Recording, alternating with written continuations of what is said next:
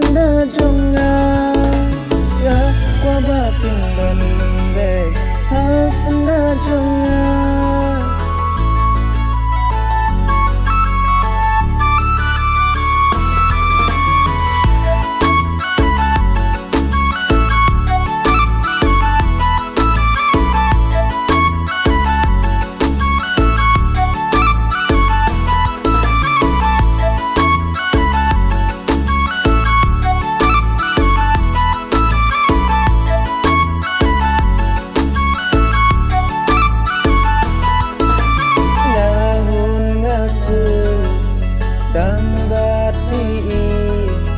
Kuat labun ki mau jentu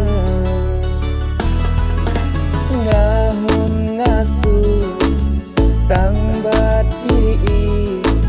kuat labun ki mau jentu tangbat pi ngala raiku cawe ngam kuasyu banya ito ay pipi jong pihanga ngan sa baro sita hadu baku ngam waba pinlong kum ki umje nga waba pindan wen hasna jonga nga waba pindan be hasna jonga